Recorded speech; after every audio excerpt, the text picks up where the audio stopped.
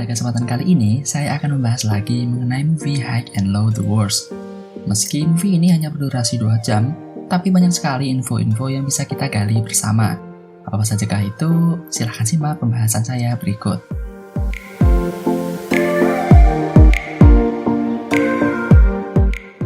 Tsukasa dan Fujio bukan teman sejak kecil. Kedekatan Tsukasa dan Fujio di High and Low The Worst sering sekali dibicarakan. Seperti mereka yang pernah satu daerah dan satu sekolah sebelumnya. Tapi ternyata kedekatan mereka ini bukan sejak kecil, melainkan mungkin sejak masuk bangku SMP. Hal ini dibuktikan dengan Fujio yang ternyata memiliki teman kanak-kanaknya sendiri. Murayama adalah satu-satunya siswa yang tidak pernah kalah bertarung melawan siswa lainnya. Pada awal film, kita diperlihatkan secara singkat pertarungan antara Murayama dengan Todoroki yang kedua. Tapi lagi-lagi di sini Todoroki mengalami kekalahan untuk kedua kalinya. Dan sampai Murayama keluar dari Oyakoko, tidak ada satu siswa di Oyakoko yang bisa mengalahkan Murayama. High and Low The Worst merupakan era keemasan Oyakoko. Ini berdasarkan perkataan Jamuo di awal film.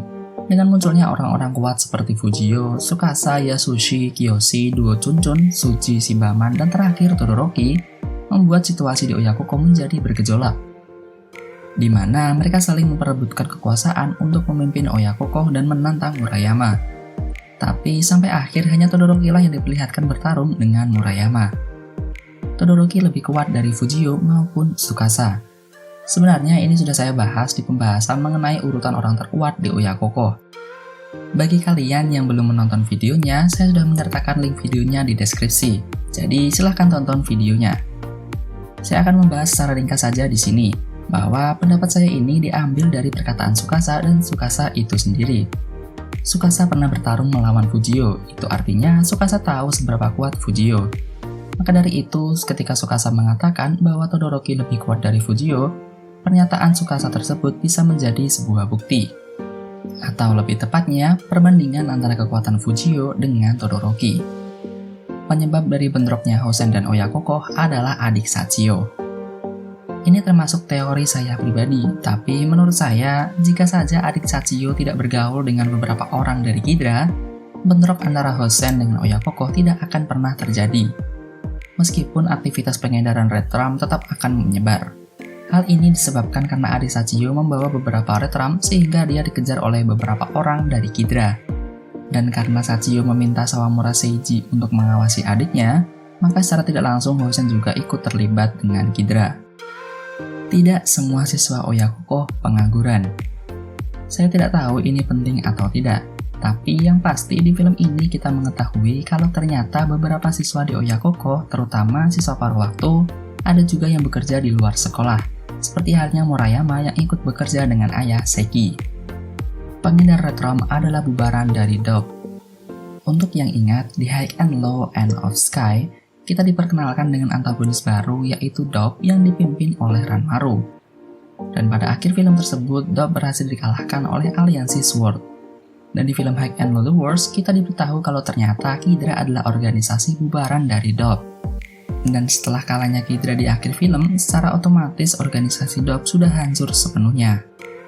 Kemampuan Todoroki diakui oleh seluruh siswa Oyakoko.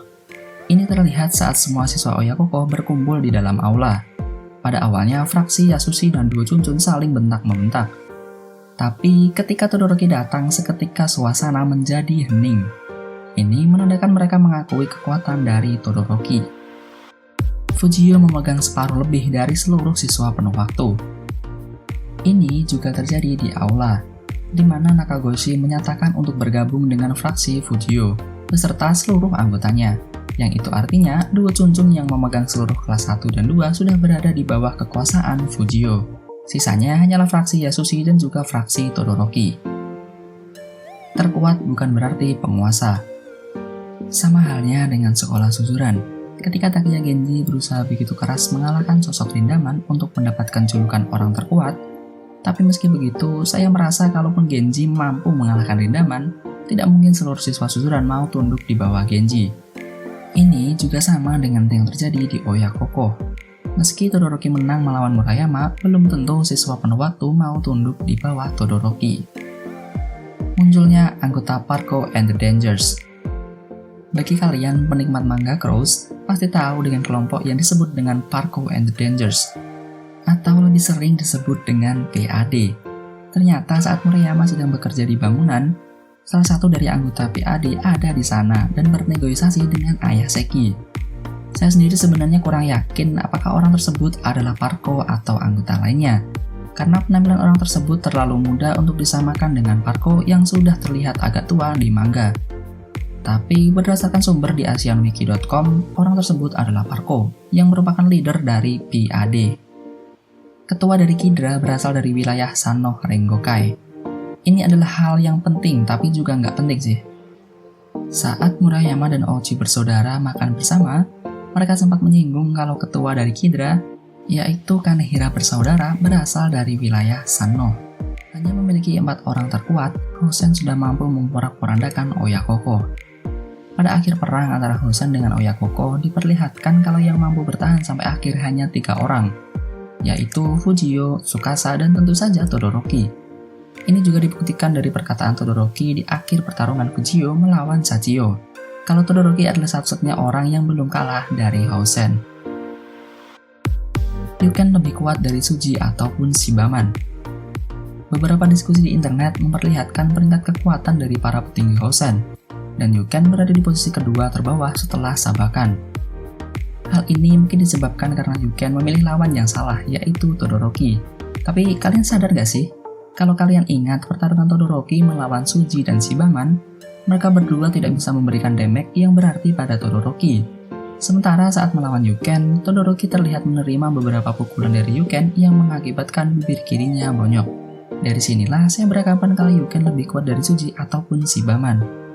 Dalam hal ini, jika mereka bertarung 1 versus 1 ya, bukan bertarung 1 versus 2 seperti halnya Todoroki ataupun Eime. Kenzo lebih kuat dari Tsukasa. Ini juga teori pribadi saya, tapi kalian bisa melihat perbedaan keadaan Fujio setelah dia melawan Tsukasa ataupun Kenzo. Terlihat Fujio lebih kesusahan setelah dia melawan Kenzo dibanding dengan Tsukasa. Bahkan bisa dibilang Fujio menang tipis dari Kenzo. Jadi, kalau Kenzo dan Tsukasa bertarung, saya rasa Kenzo lah yang akan menang meskipun hanya menang tipis. Dalam 2 kali perang yang diperlihatkan, Sachio adalah satu-satunya orang yang masih bersih. Jika kalian kurang yakin, silakan kalian menonton ulang akhir dari setiap perang. Entah perang Hosen melawan Oyakoko atau aliansi Oyakoko dan Hosen melawan Kidra.